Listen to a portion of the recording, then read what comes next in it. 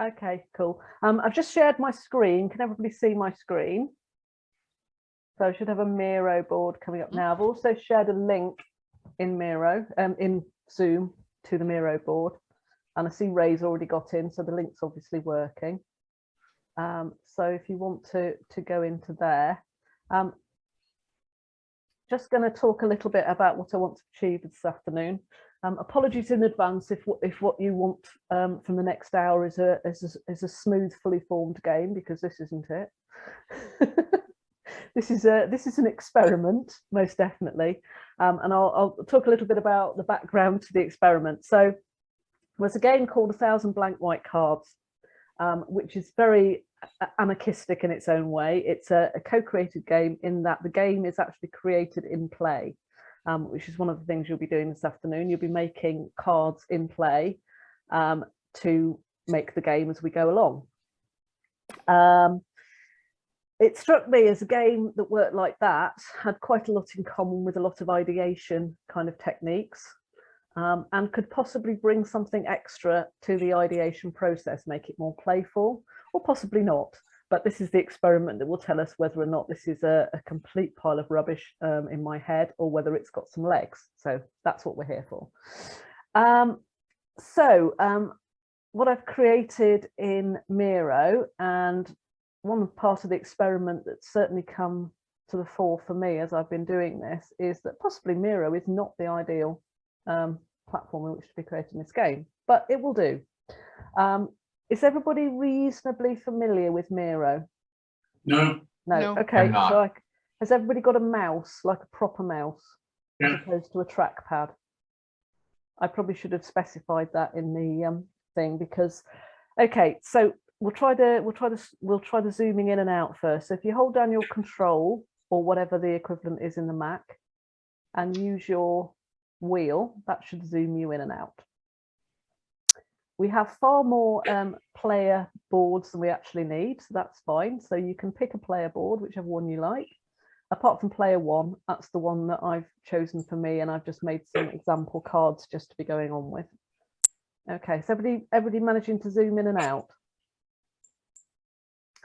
You should also, there's a little towards the left hand side, there's a sort of toolbar, and the top thing is a select arrow. If you click on that, it toggles between being a thing that will select objects, which is an arrow, and the hand. The hand will allow you to move the whiteboard around. Everybody got to the state where they can move the whiteboard around? Yep. I will take silence as that you are taking it all in, so I'll just carry on. I'm not getting anything to work on the Mac. I'm not sure what the commands are. Okay. Does anybody know what the equivalent of the control button is on the Mac? Is it the sort of... It's that one that looks a bit like a flower or something, is it? Yeah. Well, that's command button, but I click on it and nothing happens. So if you hold that down and use your mouse. Yeah, that's what I'm doing. Yeah. Okay. Scott, do you see the controls on the screen? Because I've also been able to zoom in and zoom out. On the bottom of my screen, there's like a zoom in and zoom out where you can manually adjust the size and move around. Yeah, so that's the other option. You've got a plus and a minus sign. Yeah. Have you managed to get the toggle between the hand and the arrow? No, I'm okay. It looks like I'm seeing everybody else move their mouse too, which is pretty confusing, but no, control doesn't work. Option mouse doesn't work. Command mouse. Scott, are you, I don't think you're actually in Miro, because I'm not seeing your name as one of that might be it. I'm looking at the screen. Yeah, I may not be in it. How do I get in it? Click on the link that I put in Zoom, in the chat in Zoom. I put in the link. I can't find the chat anymore. Chat. Okay. Everybody. I'm not seeing a link in the chat function. So Scott, if you can you see the chat box? Yeah, I'm looking at it now. So maybe actually, I'm just going to let me repost it.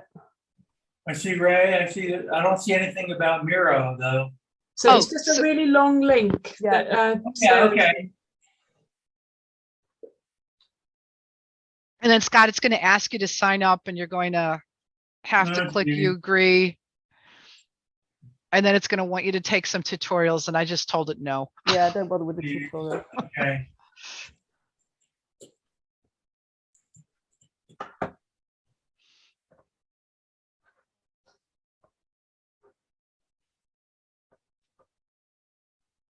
Well spotted, Ray. I didn't even think to look to see if Scott was actually in Miro. So well spotted. We could have been at that for a long time. It's really easy. It's really easy to do that, isn't it, when somebody's sharing a screen? Password. Log in. You sent your 6-digit code. Sorry, guys, I'm not a Miro kind of guy, I guess. Let me see my Oh. email. Sarah, I think I accidentally changed the color of a board. I wouldn't worry about it.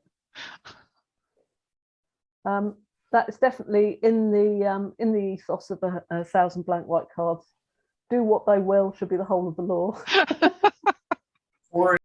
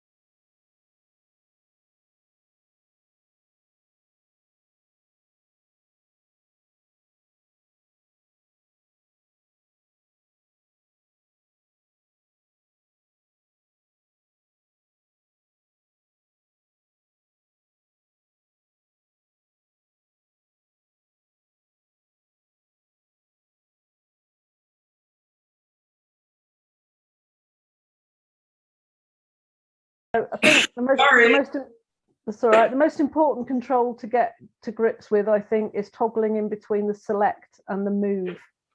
So if you can you see what I'm doing at the moment, or can you just see my hand, my little thing?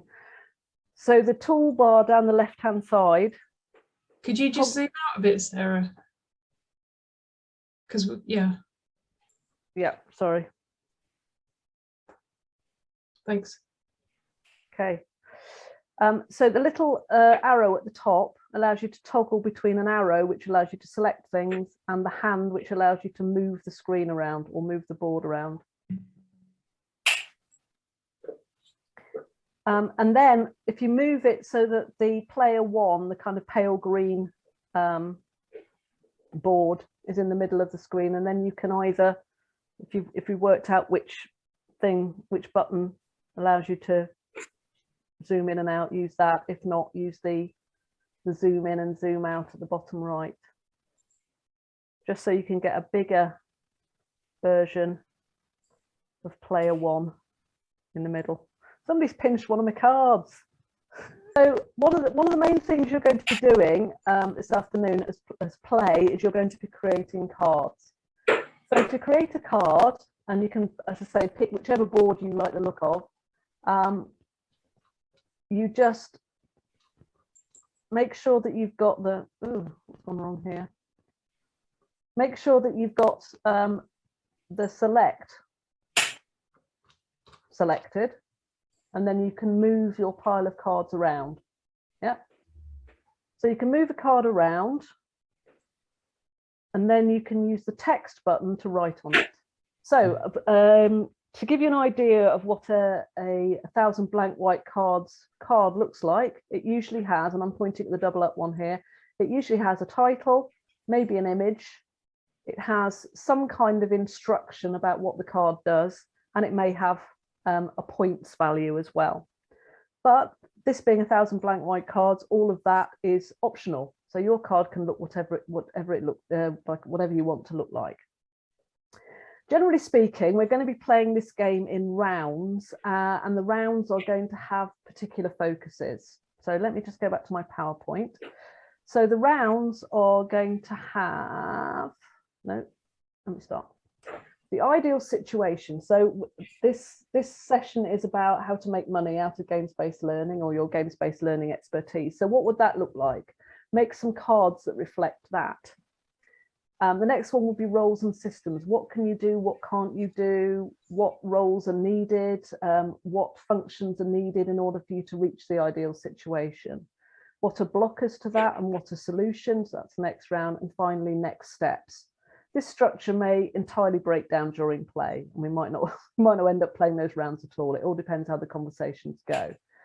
So the cards that you can create can relate to any of those above themes, or they can be cards that affect play. If any of you have ever played Flux, you'll know what I'm talking about. So cards that affect play would be things like take an extra go, the one that I've created here, double up, play 2 cards next time, all of those kinds of things. Miss a go, change direction, all of those are things that change play.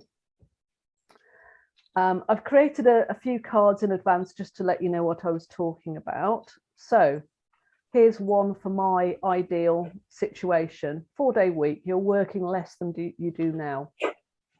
So that would be one of my cards that would reflect an ideal situation. When we come to play these cards, you can play them on yourself, you can play them on any other player, or you can play them into the middle for the whole group. When you click on an object, a bar will come up. You may need to unlock the object. So if you click on a card, you may need to unlock it. It looks like you've unlocked your cards already, Scott. Yeah. Yeah. Zoom in as close as you need to zoom in, and then you can start creating your cards. I will just go back up to player. So this takes an awful lot longer than it would do if we had blank white cards on a table, doesn't it? Right. So if I want to create a card, I take a card. Don't worry about the coloured areas. They're just there to demarcate the board. You can move things in and out of those. Right. So if I want to create a card, I just click on the area inside the card and I just type away. Let's call this card number 3 or whatever. I can pull that text thing to make it bigger or smaller, etc., etc. One thing that will happen is if I move my card now, that won't move with the image, that won't move with whatever I put on it. So one thing I would do is I would suggest that when you've typed something on a card, you just draw a square, or just draw round the whole thing and use the group objects. Can everybody see the group objects little thing popping up there? Yes. Just group that, and then that makes your card a thing. Righto. Okay, I'm gonna carry on. So if you want to add pictures, one of the things that you can do in Miro is you've got the more tools, which is in the little toolbar. You've got icon finder, and you've also got stickers and emojis, and you can do an image search if you like. So if you wanted to create, wanted to find images on the internet, you can do so, but you can literally just drag in emojis and so on and so forth. Type in what you want the effect you want your card to have, and so on and so forth. So you can just create your cards. You can put points on them, do whatever you like. So round 1, if we just start creating some cards. So creating cards that you're either going to play on yourself, or you're going to play on other people, or you're going to play on the group as a whole, which relate to an ideal situation. The ideal situation of being a monetized games-based learning professional in this case.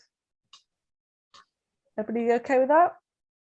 I'm not super clear on that. I have to say I've never done the 1,000 blank white cards thing before, Sarah. So I understand how to use the interface and all of that, but I'm not quite clear what I'm putting on the cards, to be honest.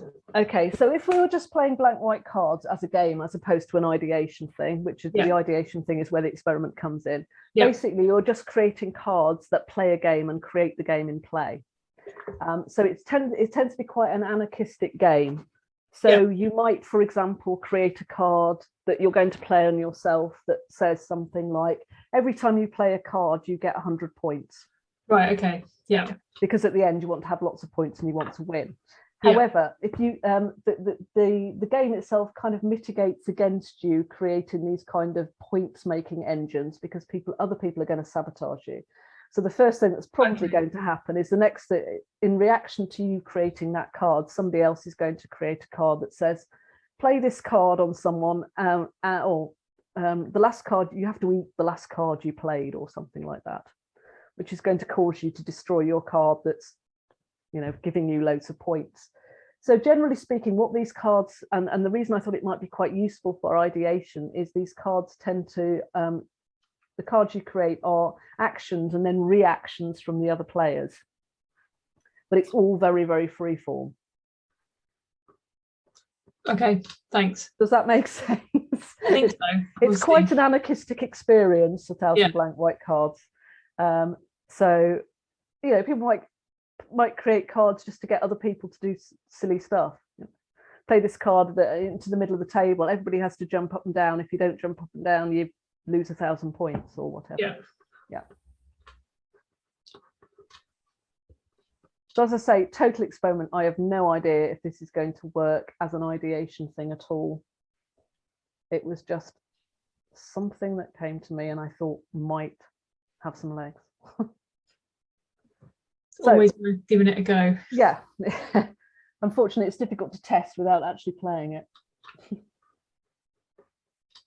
So we're trying to create something about the ideal situation now. So create a couple of cards that you want to play on yourself and decide how many points they'll give you in terms of the game. Maybe create a card that you could play on the whole table that would bring an advantage to everybody. Or play something that, depending on what you've heard about other people and what they do, that you could play on them. Just curious, is anybody else on the apps, is anybody else getting an error on the Google image search saying that it's temporarily unavailable? I must admit, I haven't looked at the Google image search. Yeah, I haven't tried Google image search, but the emojis worked okay. Yeah, the emojis are working great. I've been sticking to Icon Finder and just because it felt a bit quicker. But I'll do that. it's a shame if they,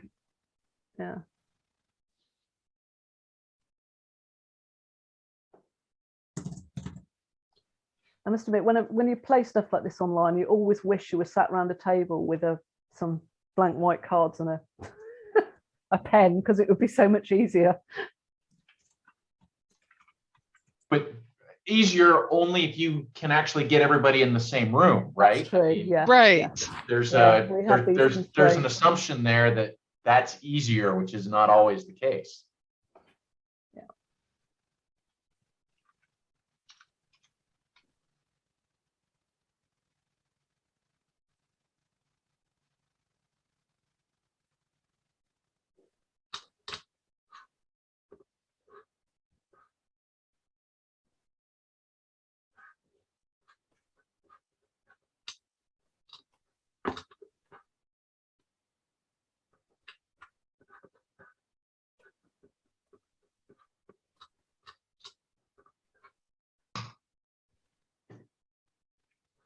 Okay. So when you've created 2 or 3 cards, we'll probably be ready to go.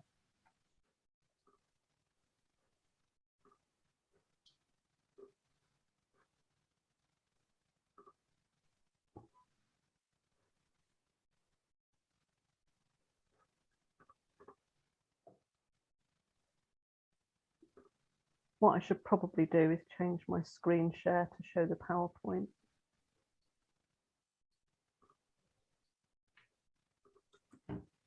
Rather than me. Where is it?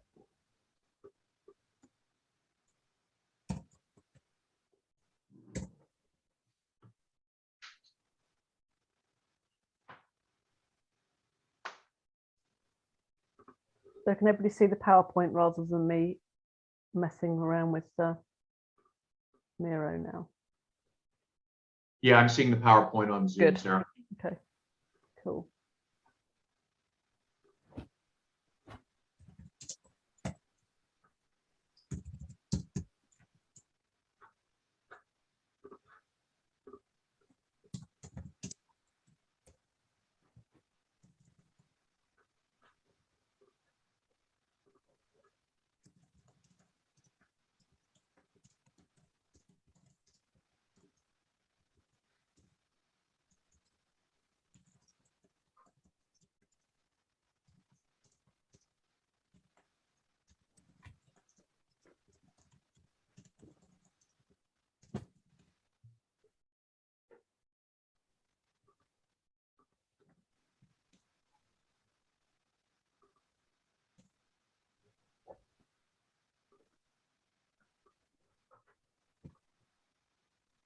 Okay.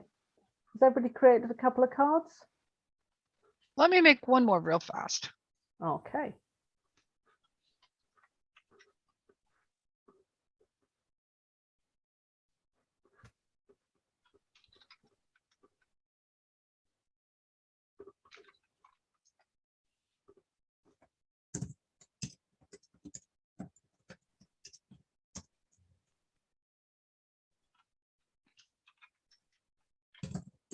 Whoops.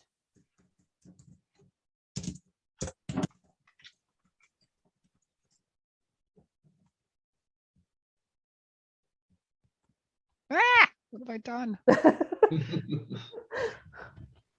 The game's got sound effects. Always, always. Pretty good ones too.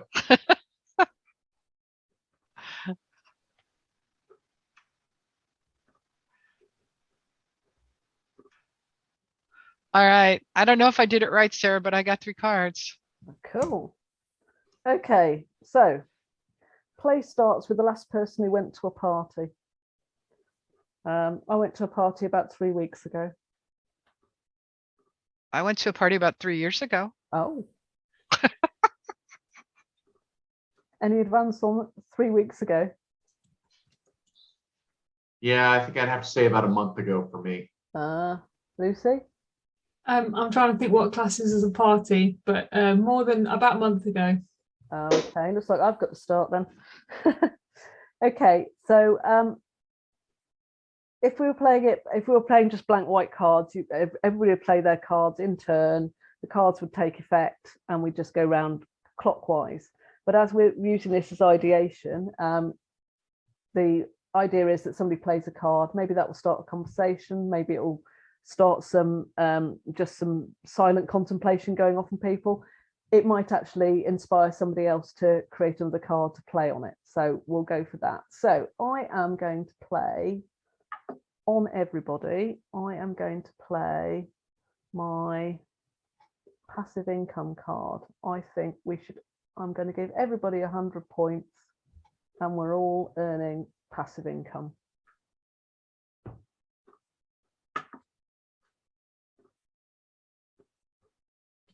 Sarah, how do you do the thing where you lock the cards together? Oh, so just take your arrow. So we have with the arrow selected, not the hand. Yeah. Just draw round, just draw a shape around the whole thing, the whole card. And what will come up then is that you'll have a little bar that comes up and you should just be able to group everything.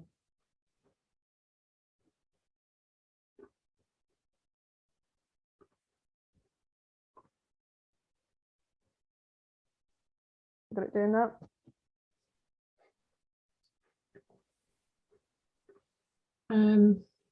Not really. think it is. I'm not so good with Miro. It keeps just moving the blue background when I try to draw around it. Lucy, when I had that same problem, I ended up clicking each individual item on the card, plus the card, and then the group icon came up also. Oh, thanks. That's Yep. why you heard those sound effects earlier. If you make sure that your background is locked, because if you unlocked it to put your name on it, that will be why it's selecting. So if you lock the background again, that won't happen. That's a good tip. Because it won't be selectable then. And then you should just be able to draw around your card with all its bits on, and then you should be able to group it all together then. That's insightful, because I was grumbling about why you would lock something, and so now I understand. So it's not selectable.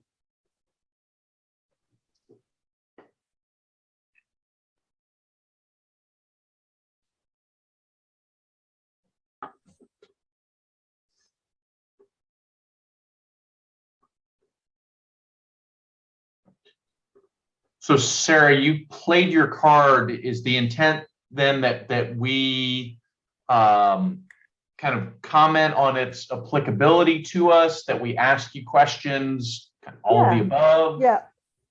Yeah. So if anybody's got a card that they think is appropriate to play along with that card, they could play that, or we could just play past this to the next person, or we could have a conversation about it.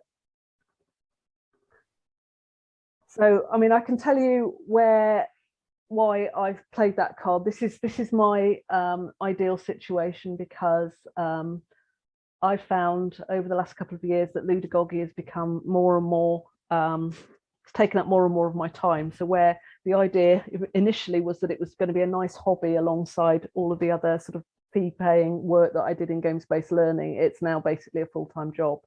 And it needs to earn me some income that stops me slogging away what's looking like 12 hours a day at the moment, writing articles for it and so on and so forth.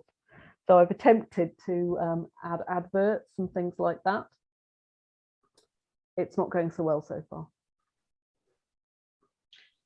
And so that's the emphasis on passive income, is things that you can maybe not necessarily automate, but require less of kind of your active thought and active engagement. Yeah. So the idea is that the links I've put to Amazon and the Google ads that I've put on my site should be earning me money while I'm asleep, not requiring me to sell my time. So if we were playing this, then, like if I had a card that would complement your card, is that where I would put it in the center? Yeah, maybe. Or you play it on me. I played it in the middle because I think we'd all like passive income, wouldn't we? We'd all like to be earning money when we're not. Why not? So what have you done there? So I added a hire a VA to help you make that more sustainable, because then they can take care of the grunt work. Yeah, cool. Mary, forgive my ignorance. What's a VA? Oh, no, that's okay. It's something I've learned recently too. It's a virtual assistant. So it's somebody that can help with like writing those, repetitious email chains or running your ads or that kind of thing. And then that way you can hire somebody to do some of that grunt work for, and not that it's not important, but it's stuff that takes you away from your main focus. So like I have one that works with me to help me keep my invoicing and my emails to the clients and that stuff straight, so that I can focus on actually creating what they want me to do instead of going, oops, I forgot to invoice you. So that point I would say, okay, could you recommend a VA? For real? Yeah. Yeah, I'll send you some names. Yeah, that'll be brilliant. Right. I wasn't sure if we've like moved from the game or to real life, but yes, I can send you some names. Yeah. I mean, I was going to create a blocker card because at the moment I'm very scared about spending any more money. What I found is some very affordable VAs that work in the Philippines. Cool. So it helps them, and they're very meticulous and detail oriented, and you're not paying $40 or $50 or pounds an hour. Excellent. Okay, has anybody else got a card they want to play about their ideal situation? Does it have to follow from those? No, not at all. Okay, let me see if I can move it. Woo!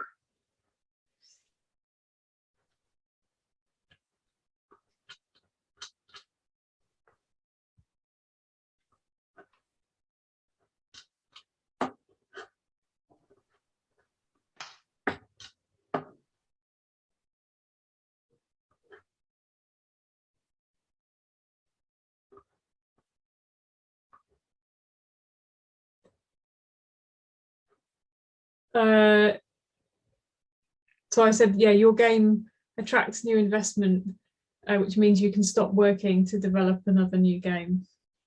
Excellent. 200 points.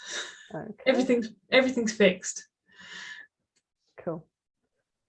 So should we all play the other cards that we have about the ideal situation? Yeah, I'm bringing mine in now.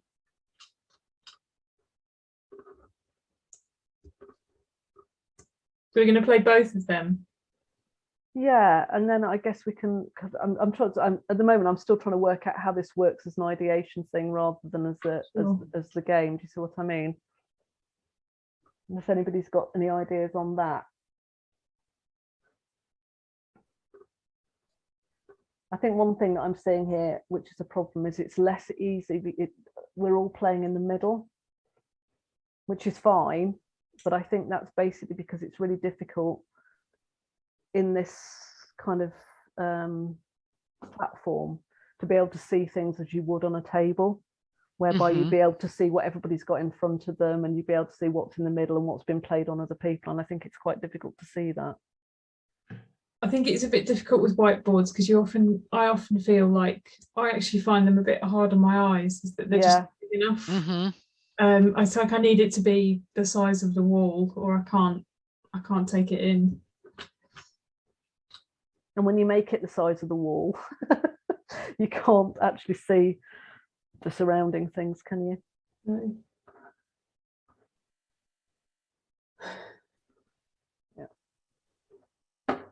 So Sarah, I do think it's helpful in this to, rather than one card at a time, to have everybody put all their cards in, and then you can potentially look for like some natural groupings or synergy.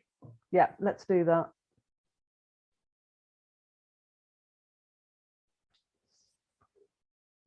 Okay. So I've got another couple of cards.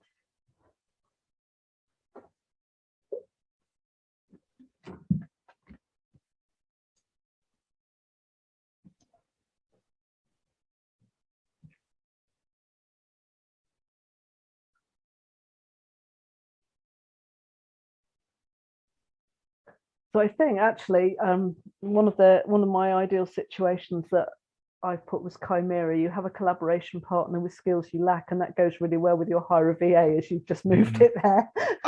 Which is exactly what you were doing. Sarah, I have to ask on the mastermind card why it has a clown. That was just the clown I brought in. I just like the clown. It was called card number 3 originally. I just haven't changed the picture.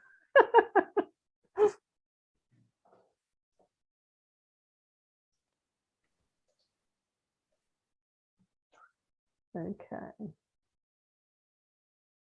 So does anybody want to talk about their cards and maybe the issues that they're having achieving that ideal situation?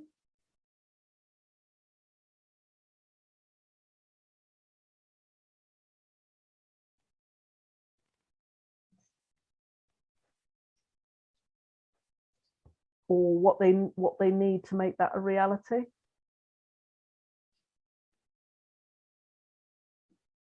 I mean, I can talk about your game attracts new investment, so you can stop working. I mean, I guess that's it's quite a broad point. about how do you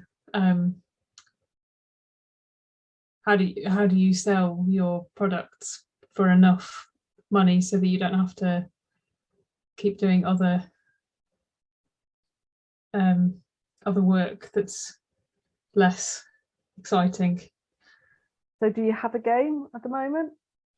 I've got kind of, well, I guess, because I guess my work is ever so slightly, but I've got prototypes, but they're not quite ready yet. Okay. So what would you need to do? Because I guess one way of playing this game as it is for everybody, for you to sort of like say what you need to get to that ideal situation. And then everybody else can talk you through how they could help you get there. Okay. I wonder whether because this is, some of this is all quite new. I wonder whether if somebody else wants to go with theirs, it might be helpful if I come in after. Okay. Does anybody apart from me want to do it? Because I don't want to host the game and then. All right, Ray, should we rock, paper, scissors to see who goes first? Mary, I'll happily yield the floor to you. I'm good either way. So mine was kind of just sort of a mental brainstorm here, things that I need to kind of move forward. Like I was looking at some of your ideas, Sarah. Well, hiring a VA to take on some more of those administrative tasks that bog me down so I can focus on the bigger picture, which then would allow me to meet more people and sign a new client, ideally a long-term client. So then I get to the point where they give me a testimonial, which also relates to more clients. And someday I get to take a vacation. Cool. So what do you need to get you there? So what do I need to get to there? I need, we're pretty close to there with the clients, which is good. What I really need is to build a stronger team of folks that can do the work while I take some time off. Okay. So I guess then it's what do you need in your team? Which would go very nicely into round 2, which would be skills and systems. So what do we have that we could offer to each other? Ah, interesting. Well, we'll let Ray share his and Lucy, and then maybe we can go to round 2 and see. Yeah, I mean, I think for me, to avoid kind of being redundant with what Mary said, I had put one in the center there of attending a conference where you show off some games that spark interest, and I think that pairs well with the cards that are adjacent to it of game is featured on TV, you attend an online workshop. And so I think on those, it's figuring out what those venues are that are really the highest payoff, right? Because I'm inundated with opportunities for conference exhibitions and different venues, and I could spend all my time doing nothing but exhibiting at conferences, but I'm not certain that would actually be worth the payoff. Okay. I'm creating a card now on that basis with an idea. So in the game of 1,000 blank white cards, you can create cards are created all the time. Cards are made playable just by putting marks on them. So if anything that anybody else says sparks up an idea, just create a card while you're thinking about it.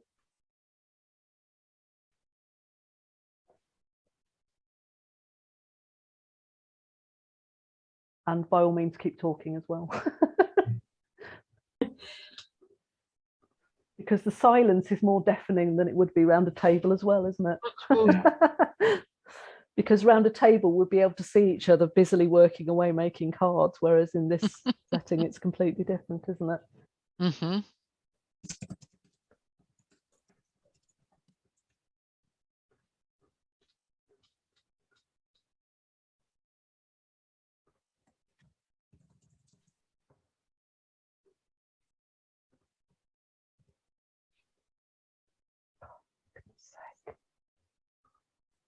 There are bits of this interface, which are very irritating. It's a bit clunky, isn't it? It is a bit clunky. So Sarah, I'm sorry, are we supposed to be working on the roles and systems cards now? Yeah, we can do, or if anybody wants to carry on talking about what their ideal situation is. We don't all have to be doing the same thing at the same time, so people can be talking while other people are creating cards. And so on, which is what would be happening if we were around a table. It's just all a bit, as you say, a bit clunky.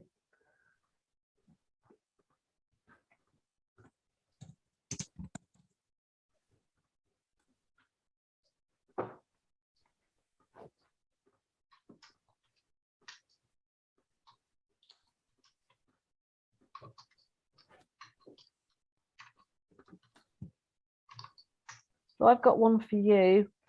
I'm not going to bother putting a picture on it. But something you said sort of gave me an idea, Ray. So if I can. So one of the things which I could do, having a magazine as I do, which obviously has a lot of people reading it to do with game-based learning, is I could actually have a feature which is a poll asking for recommendations of conferences and actually seeing where people have got good results in the past from attending conferences and showing off their wares. So if that would be useful to you and other people, I'd be quite willing to have that as a feature in the magazine. I do, speaking for myself, I do think that would be useful, yes. Cool. Ray, I also just put one in for you that was, could you do at the conference where you actually get people to do a sort of paid for short, you know, the first chapter, first round, but they actually do it while they're there so that you hook them in and you get an income. Yeah. Whether you can possibly do that as like a session at the workshop or depending on how the fee paying structure is. Absolutely. The other thing that I could potentially offer people from the Ludagogy thing is the fact that I run live play sessions like this one. But obviously this one's one I've organised myself, but I offer the idea that people can run live play sessions of their own bits and pieces and I'll host it. So if you wanted to show your game off, and this is either you, Ray, or you, Lucy, that's something I can do. That would definitely be helpful at a later point.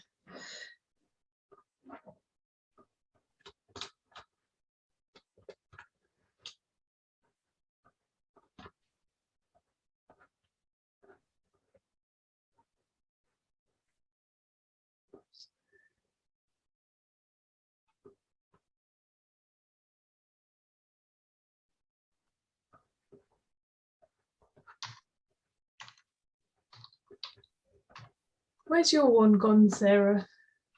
Which one? Your, oh, you didn't really, yeah. I'm in a white space now. Hang on. Right. Sorry, I was thinking that there was a card for the challenge that you posed, but there isn't, is there? That's not the way this works, so ignore me.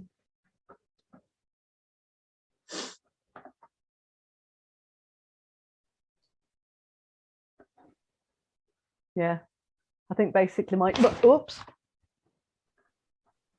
As if by magic my camera collapses.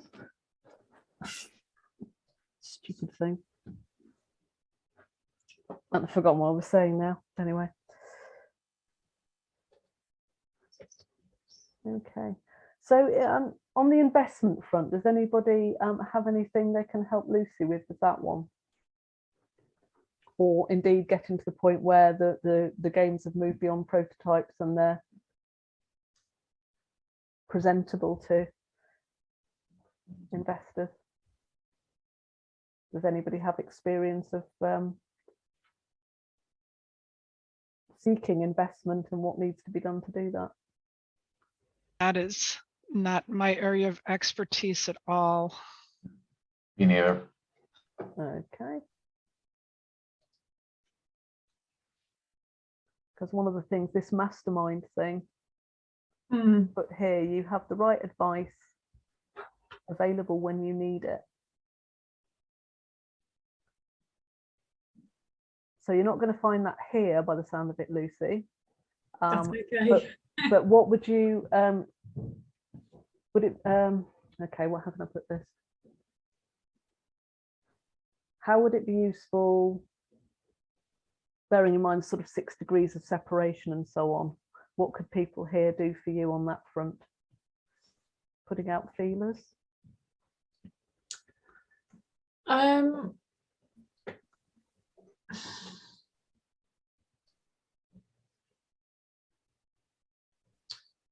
I think a big part of it for me is just that I don't have the connections to the clients yet. So in a way, I'm more confident in what the product is. But I need to sell to businesses, really. So what would be useful is anyone with any kind of suggestions on where you find, because I'm interested in the kind of climate space, is it's just how do I find people to sell to, in a way, which is perhaps quite a niche question. I'm not expecting everybody here to have. So Okay. a couple of questions for you then, Lucy. So like, what is your ideal client? Like, what's the ideal business that you're looking for? Because that'll make it easier for me to figure out who I know in my network.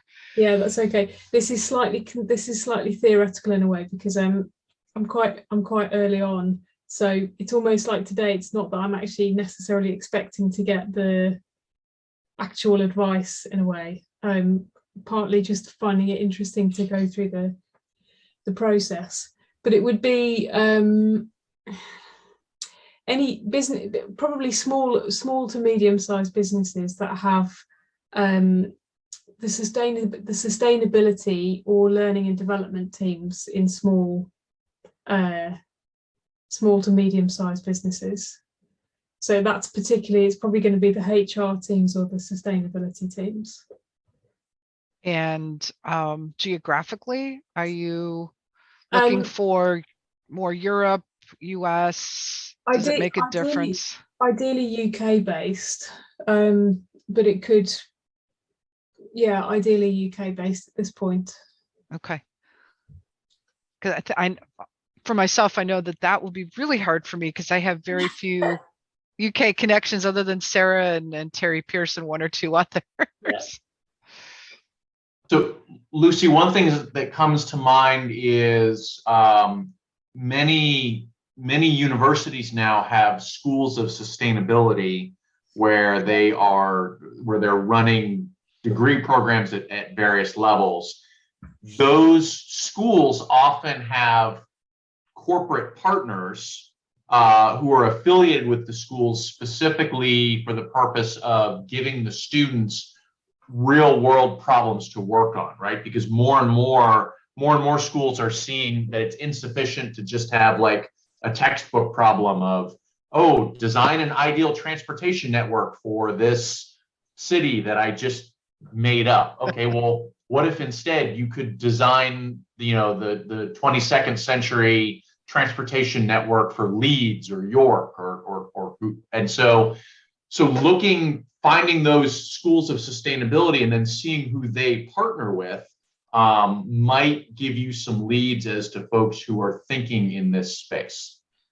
And that's actually quite helpful, because also that you find where you've got the business schools or the kind of business programs, but also sustainability programs, and that a lot of universities have like innovation kind of think tanks embedded in how they work. So they're usually interested in perceived as wacky ideas. Yes. So and then I guess another suggestion is if you want to go more old school, meaning the last 14 years or so, like on Facebook or LinkedIn, finding groups that are specifically related to what you want to do and then actively participate in them, not necessarily by promoting your product, but by answering questions from people when appropriate. Then that's when you also reach out and go, oh, hey, I've got this idea.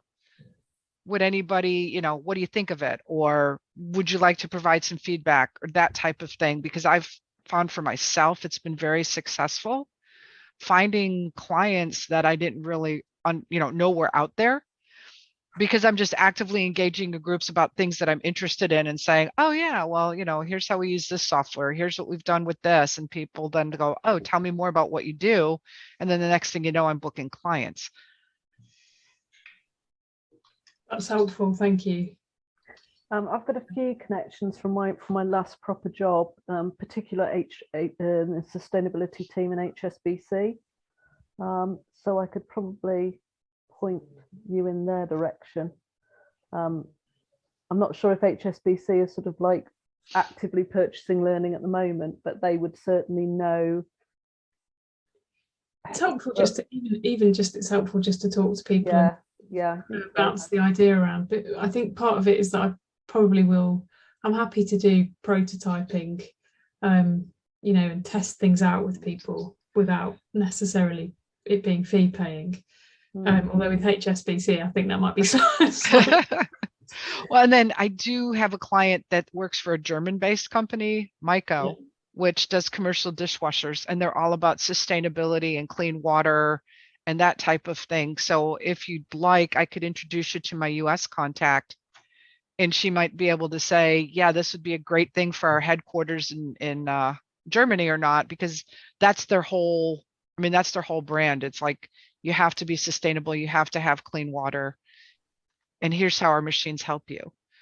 And they're starting to move into that world of gamification and learning games and that sort of thing. So again, it might not pan out into anything, but it could give you access, because they have a global network of trainers and L&D folks.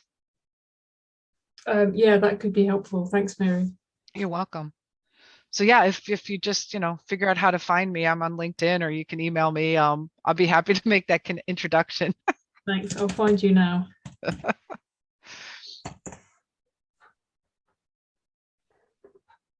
I'm looking at this now, I'm thinking that this is clearly clunky in the way that we're playing it at the moment. And I'm wondering if it has more legs as a kind of asynchronous thing. So people create a card which kind of says, this is what I'm after, this is what I'm looking for. And then people can see that over a period of time and create and play cards on it. And there's sort of, I don't know.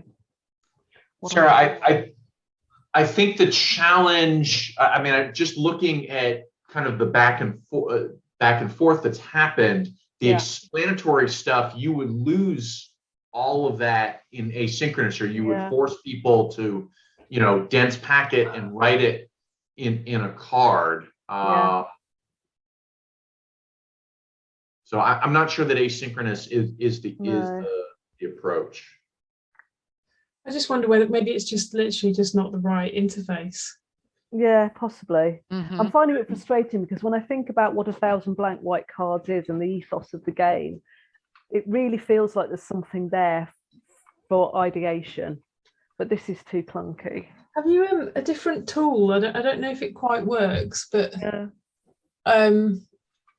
it's because it's a bit clunky, and as you said, you're all sort of focused in the middle and there's not very much movement, so it becomes quite kind of, and it's not very game-like the way it is at the moment, whereas 1,000 blank white cards is extremely game-like and it's very playful. There's another platform, I wonder if you can do it on here, called Wonder Me. Have you ever come across that? So wonder.me, and it's more for like a networking space, but the idea is that you can have like I don't know, it's like 10 tables or something, and that people can move between the tables, and that they go into different video calls automatically depending on what tables they're in. So it's basically way more sophisticated than Zoom, to be honest. Yeah. And I just wonder whether there's a way, I don't know if you can, but if you could do, if there was a way of having, you could put the materials in there, it would allow people to kind of, I don't know, move around a bit more, because this just feels a bit sort of sterile. Yeah. The way Yeah. Miro works. And it sounds ridiculous, but it was incredibly challenging finding some way whereby you could actually create and edit cards Yeah. in play. Mhm. And this actually, although ridiculous as it sounds, seemed like the best option at the time, because you can, you know, lock the cards and you can then move them around. But there must be some way of making this. I think the challenges with Miro and Mural and things is that if once people are actually really familiar with it. So I think if you were doing this, let's say you were working with our company and they used Miro all of the time, Yeah. then the staff would be absolutely fine with this because they'd be really quick. But Yeah. because like I don't use this because I use Mural or Jamboard or something else, Yeah. is that it's less familiar, so it's a bit slow. And actually, so if you're working with big corporates, for example, and everyone's got the right kit at home, and you know, and it's their platform of choice, then I think it would probably be about 3 or 4 times quicker. Yeah. It is frustrating because it does feel like there is something there. And I'm sure if we were actually on a table and with our marker pens, but of course there's challenges around that, especially at the moment. I wonder whether there's something you could do to do time the stages so that there's a bit more pressure or something. Yeah. We'll have to do some prep work before they come to the game, at least, so that they know how to use the interface. Yeah. And building on that, I almost wonder if the prep could even be letting folks know the categories ahead of time so that they are bringing in, so they're already bringing in ideas and they're not having to simultaneously think of their own ideas and master the interface and try to navigate and acknowledge what other people are saying. Yeah. I think the other thing is, for me, it would be really helpful, first of all, to know in advance what the topics are so I could think about it and be prepared, see some sample cards. Yeah. So that I could see what those look like. And then even if you could build not the Miro tutorial, but a mini tutorial lesson where I could practice, but it's like a guided tutorial, so that, you know, where Scott was struggling, but if there was a guided tutorial that's like, okay, if you've never used this tool before, whatever the tool is, spend 5 minutes and I'm going to walk you through step by step, and then you do it. And if you like, send me, you know, a Loom video of your finished thing, or if you get stuck, you know, I don't know if that might be excessive, but depending on the situation, that I think would eliminate a lot of the frustration. And people would be more comfortable coming into it going, yes, I can do this, or now I know what I'm supposed to be doing. Now I know what it looks like. And, oh, I've got some practice, because I don't like to be embarrassed on a group call. Yeah.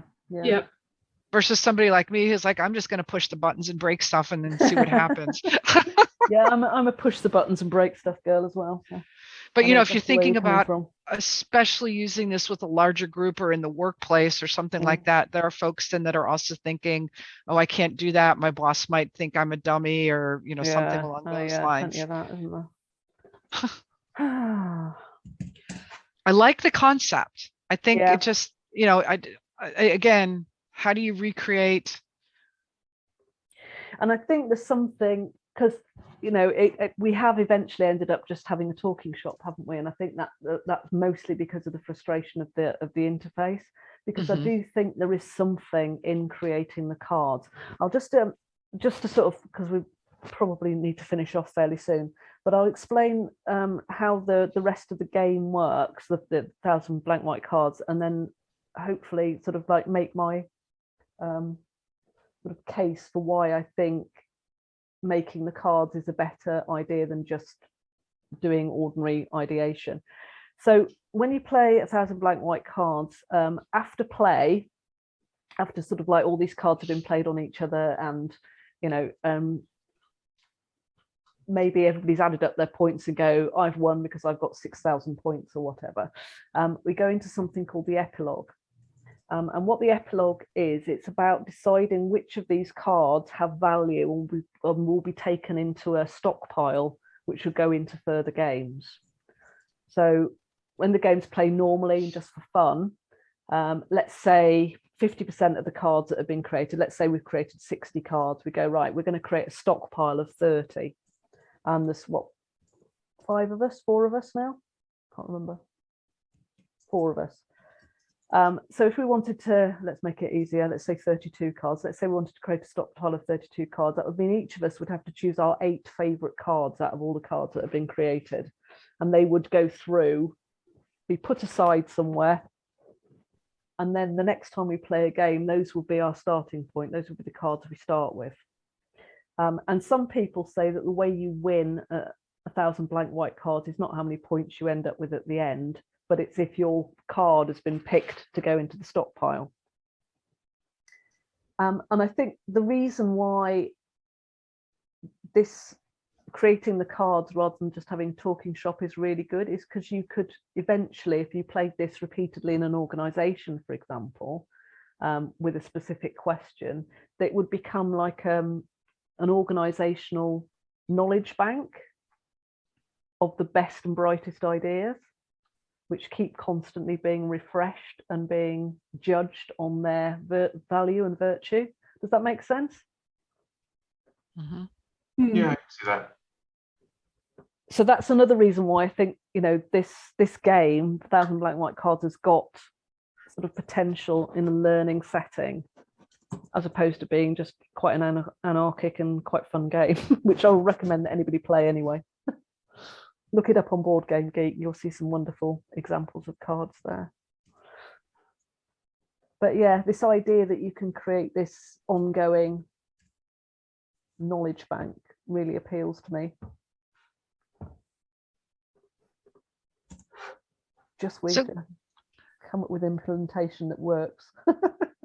So question for you, Sarah, how important is it that people create cards in the moment, or would it also potentially work if people created cards in advance, given the topics or the themes, and used a tool of their choice and then shared those images, and then you'd still have the ability to, you know, depending on what platform you use, to create some on the fly?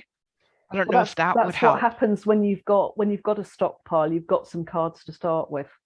So I'm thinking, though, maybe instead of doing the initial creation, if people came with some cards already knowing, like, here's my topics, and you could do them in Canva or PicMonkey or whatever your video, you know, image editing software of choice is. And then you also have a little pile of cards on the side. Yeah. That might help to like take away some of those barriers to actively participating. Yeah.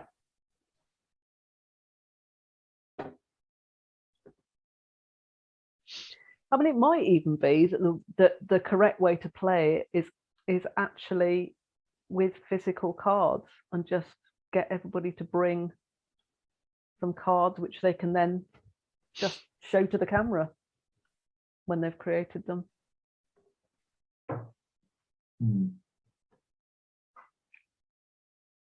And then they could be photographed and sent to, I don't know, a Google Drive or whatever to create the stockpile. I've seen that a bit where people have done, where you linked having hard copies, and where people would take photos of their hard copies and then add them in to the equivalent of the Miro. Because then what you do then is that you're cutting out having to kind of group the objects and all that kind of stuff. Yeah. So for example, Sarah, when I did my Lego training a while ago for doing that online, that's how we did it, with sharing model building. And so that, because people can't really see, hold it up to the camera, people can't necessarily really see it because of your lighting, and they can't catch the detail and all that kind of stuff. And particularly if you're holding up text, it's going to be reversed on a lot of people's cameras. So people would take pictures and load it up, but it still requires people to be pretty techie. But that would, but if you timed it so that you had, I guess, intervals. The problem is when you're doing stuff online is it needs to takes longer, doesn't it? Always. I guess if this is supposed to be anarchic, it might work if it's people that are very comfortable in working that way. But yeah, it's a bit tricky.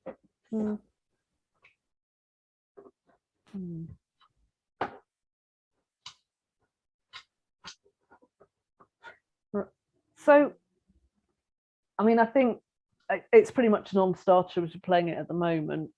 I think it's just too clunky. But am I completely mad, or does this game have some potential in this area, do you think? I think there's potential in getting, I think the potential is in getting people to make explicit what is often tacit in their work, right? The things that, oh, everybody knows that, and I couldn't possibly be of help to anyone. I liked the structure of ideal situation roles and systems, blockers, and getting people to make explicit what they see in that, I think is a great way of getting other people to see either shared concerns or complementary efforts. So I do think there's something there. Yeah. Just got to work it through on how to actually implement it so that you're not having, so that you can concentrate on the play rather than worrying about how you actually do it. Yeah, I think that's the key thing, because it's just like learning any new game. Yeah. The first couple of rounds, it's all focused on the mechanics. And then once you understand what it is and what you're supposed to do, but I think that could be addressed by creating a mini game or tutorial or something that people can participate in. And then also sending the list of topics as was brought up in advance so that you're prepared. Yeah. I could see this being very positive. I mean, I've already thinking about, oh, this could be good for one of my clients, but it needs to get the bugs worked out just a little bit more before she would probably say, yes, I think we could do this. Yeah. I think you could probably do it tomorrow if you actually had people around the table. I think that would be. But it's just getting to that stage. Yeah. This is very helpful, though. I did promise it wouldn't be a fully fledged playable game, didn't I? Yeah, no, I mean, but I was completely right about that. It's really good to be able to kind of look through, like, what are all the other things you have to think about, because when you have the idea in your head and then you bring it out to other people and it's like, oh, I didn't think about that. Yeah. I know, and part of it was I wanted to introduce you to a game that maybe you'd not heard of, because it's I think it's got legs, and even if it's only, you know, makes you go away and play the game itself with your family, I think that's probably fine. But, you know, by all means, don't feel like I'm working on a 1,000 blank white cards game, so you can't. If you come up with some brilliant way of, you know, using this, do so. Yeah, I think I'm definitely going to have a look at it, because I like the idea of the way you're describing it as a slightly kind of anarchic approach. I find that quite interesting, but just trying to make that, I think just that what's just really striking me is that doing it online is that you just need to perhaps have different time frames. Yeah. I mean, that could possibly be that you do play it over, I mean, I take Ray's point on the asynchronous thing, but whether you actually just play it over a longer period of time or something, so that, you know, and if you're doing that in-house, you know, within a company, that is possible. But I think the thing is that online is just, it is just a bit, well, there's just constraints that you have to deal with, isn't there? It just gets all kind of weird and sterile very easily, and everyone's sitting there politely waiting for something to That's true. And I think one of the other things that possibly didn't come out, and I sort of might mention the anarchic thing about it, is that certainly when I've played it before, you know, anything goes. And I think bringing that kind of anything goes into this ideation thing, I think that was partly what I was thinking about as well. The idea that, you know, when we're talking about our ideal situation, that you can really let yourself go and you don't have to, like, because I think we do tend to go, you know, what's the ideal situation? And we're already constraining ourselves to what's possible. Oh, this is ideal, but possible. Do you see what I mean? Whereas if you just went, this is ideal, you know, I want to invent time travel or whatever. Okay, you wouldn't get there, but the ideas that you get from other people might be much more divergent. Yeah, I think you can totally do that. I think it's just particularly working with people that don't know each other and they're online. You probably just need to do some stuff to warm them up to that and to model it. Yeah, I think there's definitely potential. I'm aware that I've taken up an hour and a half of your time already, guys. So That's all right. This has been well worth it. This was fascinating. Good. Yeah, I always feel very sort of like very gung-ho and excited about running these kind of sessions, and then when I actually run them I just feel really guilty because it's not a fully formed thing. Even though I know it's not going to be, and then I find myself getting slightly guilty having got people involved in something that isn't, you know, smooth and wonderful already. Not at all. It's all useful. So yes, and it just seeing it come to life and watching the reactions to people and the play testing, and that was well worth it. Gung ho is great.